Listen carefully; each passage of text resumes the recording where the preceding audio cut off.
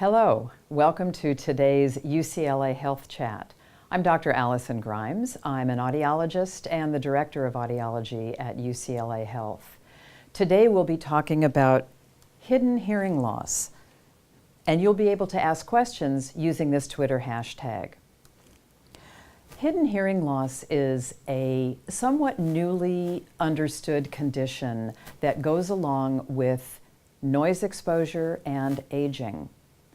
You might wonder why we call it hidden hearing loss, and the reason is that in patients who have early hidden hearing loss, when they go to have a hearing test by an audiologist, they are told that their hearing is normal. In other words, their audiogram is normal. The individual or the patient, however, reports that they have great difficulty understanding speech in noise, and that's the hidden part. The hearing seems to be normal on a hearing test, and yet the individual's experience is that they have difficulty understanding speech in many typical noisy circumstances during their day. We know that hearing loss is inevitable with age. We will all lose hearing as we age.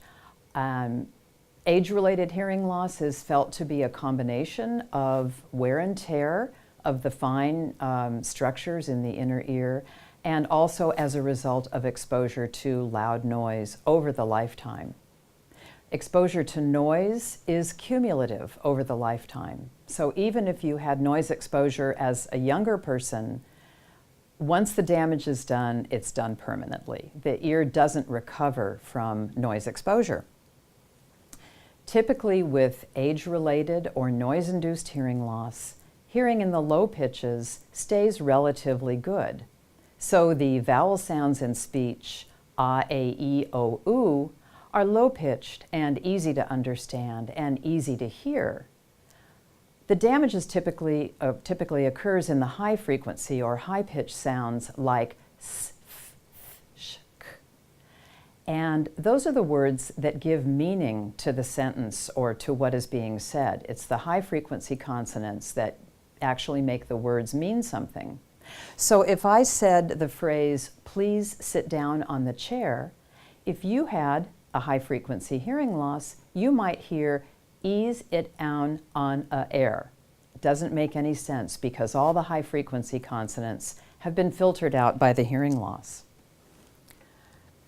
So hidden hearing loss, even when it doesn't result in an abnormal hearing test, we know that it is insidious. It begins on literally a cellular level, that there's damage to the cells in the inner ear and in the primary auditory nerve in the inner ear and in the brain. It's believed that the process is actually maybe a demyelination of the nerve, where the myelin sheath or the fatty covering of the nerve may be stripped away due to noise exposure. So there's that culprit again. And the result is that it becomes more difficult to understand speech in noise. Even if the speech is loud enough, the noise recruits additional nerve fibers that need to be able to respond to understand, and those nerve fibers may be damaged by hidden hearing loss. Hidden hearing loss may also result in tinnitus. Sometimes people call that tinnitus. Either pronunciation is just fine. So tinnitus refers to a sound that is in your ear, but it's not a sound coming from the outside. So it's a sound that only you can hear. It may be a high-pitched ringing or tonal sound. It may be a buzzing sound or a clicking sound. But again, this is something that only the individual can hear. Nobody on the outside can hear the sound. And hidden hearing loss may also result in hyperacusis. And hyperacusis literally means high hearing or extra hearing. And the way we refer to hyperacusis is the individual who has hyperacusis from hidden hearing loss may be overly sensitive to sounds, overly sensitive to loud sounds, and possibly even overly sensitive to normal conversational speech. We term that hyperacusis. So these three conditions tend to go together. Hearing loss that is perceived by the individual but not shown on a hearing test, tinnitus, and hyperacusis. People with hidden hearing loss may not have all three conditions, but they often go together. And it's really not clear to researchers whether hyperacusis and tinnitus occur in the ear or in the brain. And current theories suggest that it does occur in the brain and not actually in the ear, but still as a response to damage on a cellular level to the auditory nerve. This is not medically or surgically treatable. So the damage that is done by noise exposure and by having many birthdays, that is permanent, and there's no way that a physician or a surgeon can go in and change damage that's been done on a cellular level. So let me give you a telephone line analogy. If you're talking on the phone and your phone works just fine, and you're talking to your friend down the street and his phone works just fine, but if the telephone wires are frayed or broken in places, then the transmission of the sound from the speaker to the listener will be impaired. In some ways, this analogy applies to the ear. Even if the external ear is fine, the middle ear is fine, the brain is fine, there may be some disconnect between the ear and the brain, which results in difficulty understanding speech, particularly in noisy circumstances. So some healthy lifestyle tips. Of course, number one, avoid exposure to loud sound. That's easier said than done. We're all exposed to loud sound every day. A siren going by on a fire truck, somebody playing with a balloon and it suddenly pops, going to a rock concert. All of this noise does damage on a cellular level, and over the course of the lifetime, it adds up. So each incident of noise exposure, even though it may feel that your hearing goes back to normal after a day or two, there is damage that's been done on a cellular level. So avoid loud sound as much as you can. See an audiologist for a hearing exam, certainly by the age of 40 or 50, and then every 2 or 3 years, depending on what you and the audiologist determine is the appropriate time frame. Again, everybody loses hearing as they age. It's very rare that somebody escapes that occurrence. If you feel you're having difficulty, come see an audiologist at even a younger age if you feel that it may be necessary. And if the audiologist recommends hearing aids, don't delay it. Wearing hearing aids will help you hear better. It will help you stay in touch with your environment and make speech easier to understand. And like many things, the adjustment to using hearing aids is easier when you're in your 40s, 50s, 60s, and it becomes much more difficult to adjust to hearing aids when you're in your 80s or 90s. So delay is not a good idea. If the audiologist suggests hearing aids, I would definitely recommend that you follow up at a younger age. And next, just remember that hearing aids are aids. They are not a cure for hidden hearing loss. They are not a cure for age-related or noise-induced hearing loss. Hearing aids make sounds louder, of course. And if they're properly fitted, and that's very important, they do have to be properly fitted by an audiologist. Hearing aids will amplify the regions, the pitches where your hearing is poor, and they won't amplify the regions or pitches where your hearing is normal. And well-fitted hearing aids will also make sure that soft sounds are audible, that average sounds are comfortable, and that loud sounds are louder, but that they're not uncomfortably loud. This is all part of the hearing aid fitting process. When hearing aids are fitted, initially people will often feel that things sound very funny. And if you wear your hearing aids every day, for most of the time that you're awake or all of the time that you're awake, your brain very rapidly becomes accustomed to the sound that it's hearing. It begins to use that new information in a way to make sound and speech more easily heard and more easily understood. But it does take practice. You don't just put hearing aids on and away you go hearing well. You begin to retrain your ears and, more importantly, retrain your brain how to listen and how to interpret sounds that perhaps you haven't been hearing for many years. Hearing aids, it's important to say, hearing aids don't provide normal hearing.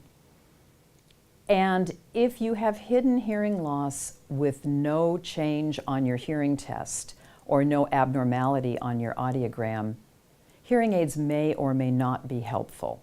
So that's definitely something to discuss with your audiologist. There may be other technologies that you can use that might be more helpful.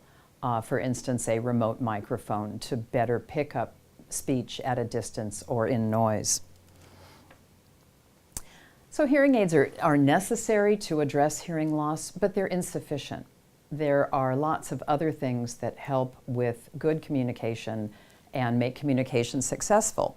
Hearing aids make things louder and they make sounds sound sharper, especially those high-frequency consonants that I mentioned. But hearing aids don't block out background noise. That's a very common misperception, and I think that misperception may be fed by some of the advertising that we all see in the newspaper.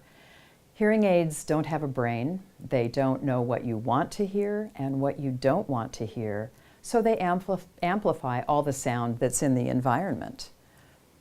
Hearing aids don't do a good job of separating speech and noise under noisy circumstances. And they don't do a good job of allowing you to hear sounds that are at a distance.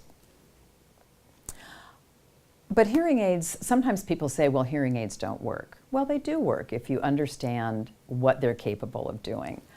In a quiet environment or a relatively quiet environment, when you are standing closer to the person that you're talking to and not trying to talk to somebody from the next room, hearing aids work very, very well. Sometimes the difficulty is with the person that you're speaking with or to. An individual who speaks very rapidly or who speaks with an accent will be more difficult to understand. If I talked to you like this and said a whole lot of sentences very, very quickly, you'd have a really hard time understanding what I'm saying. See, that's the kind of situation where you want to advise the speaker to maybe slow down a little bit so that you can hear them more clearly. But remember that it's the brain where speech is comprehended. And so to understand speech well, it's also important to focus your attention, to not be distracted by other things in the environment, to not be thinking about something else, but really focus on the person that you're talking with. Hearing aids can't do that for you. Only your brain can do that for you. Some related difficulties, as I mentioned earlier, one example is tinnitus, which is a very common problem for people with hearing loss. And people describe tinnitus in many ways. Often there's concern about whether wearing hearing aids will make tinnitus worse or make it better or have no effect. And what research has shown us over the years is that wearing hearing aids, if you have tinnitus, there's about a 50-50 chance that you'll get some relief from your tinnitus when you wear hearing aids. That means there's a 50-50 chance that you won't get any relief from your tinnitus by wearing hearing aids, but certainly worth a try. And just remember that tinnitus is, again, a perceptual problem that is most likely originating in the brain and not in the ear. So what else can you do to facilitate understanding someone who's speaking to you? By looking at the face and facial expression, you are also lip reading. And I know some people say that they can't lip read, but we all do, on maybe even on a subconscious level. We look to the speaker for facial expression and lip movement, which helps to clarify what's being said. If you don't understand what somebody said, don't hesitate to ask them to repeat what they've said or ask them to say the same idea using different words to help clarify what they're trying to communicate. And importantly, don't fake it. There's nothing worse than responding to a person who says something and maybe you didn't quite understand it. So you nod and smile and say, yeah. And maybe the right answer really should have been a look of horror and, oh my gosh, no. So faking it can be dangerous. In summary, we all lose hearing as we age. Whether it's hidden hearing loss in the very beginning, which most of us who've been around loud noise probably already have some hidden hearing loss, or whether it's actually measurable, age-related, high-frequency hearing loss, we all get it to some degree. And there shouldn't be a stigma attached to hearing loss. We all think nothing of wearing eyeglasses, and yet hearing aids do carry a terrible stigma for reasons that I've never understood. Don't be afraid to wear hearing aids if they're indicated and if your audiologist suggests them. And just remember that if you're in a noisy restaurant and you can't hear well, nobody else can hear well either, except maybe an 18-year-old. Maybe they hear well, but nobody else does. And remember too that age-related hearing loss is not medically or surgically treatable. There are no vitamins or herbs or medicines that can make age-related hearing loss better. The only exception to that rule would be if an individual has very severe or profound hearing loss in both ears, they may be a candidate for a cochlear implant, which is a surgical procedure. This is unusual, but if your audiologist suggests that you might want to look into a cochlear implant, that certainly is something that is worth following up on. And now I think we have some questions coming in from our Twitter feed, so let's take a look at those. How big are hearing aids? What do they look like? And will people be able to see your hearing aids? I'll take the third question first. If somebody stares in your ear, they will be able to see your hearing aids.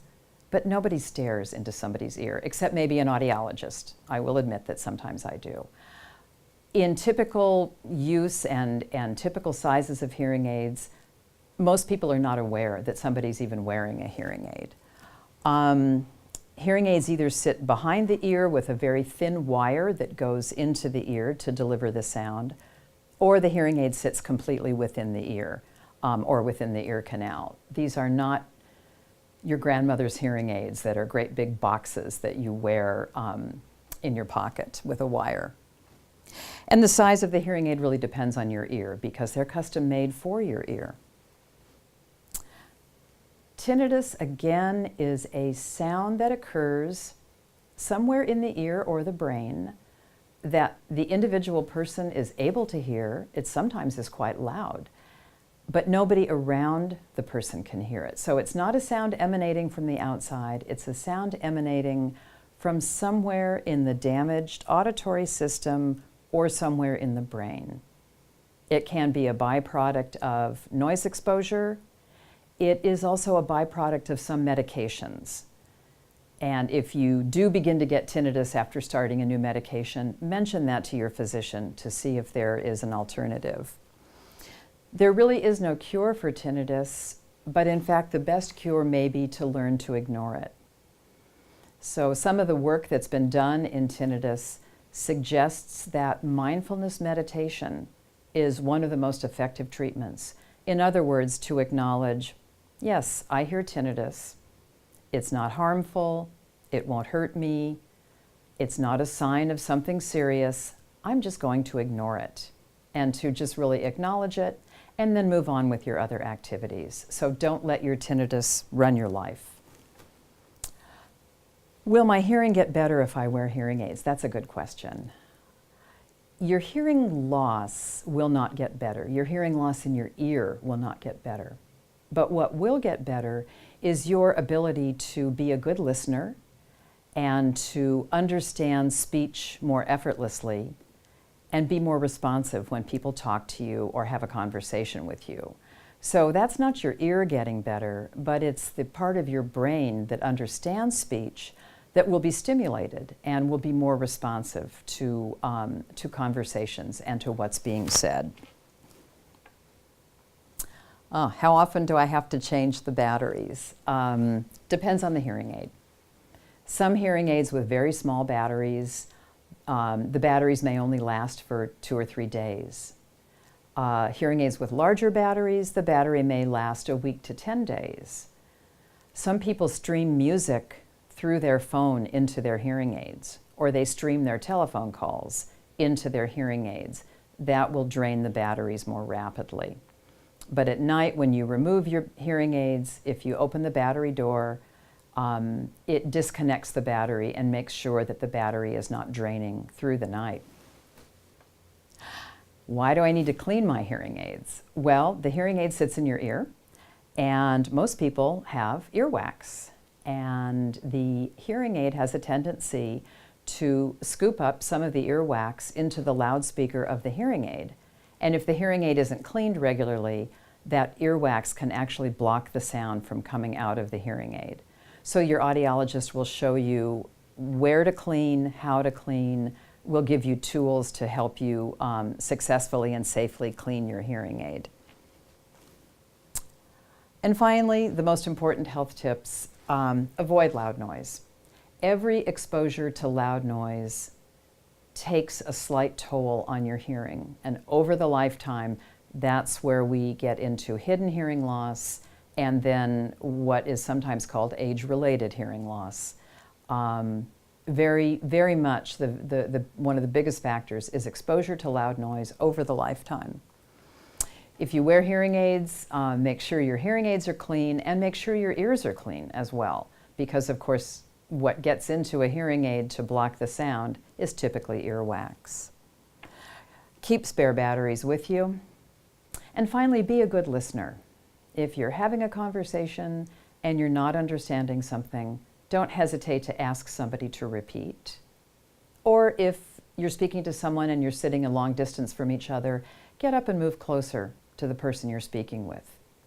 If the television is on in the room and it's distracting, ask that the television be turned off or get up and turn off the television. So be a good listener, and that will facilitate communication enormously. Thank you very much for joining us today.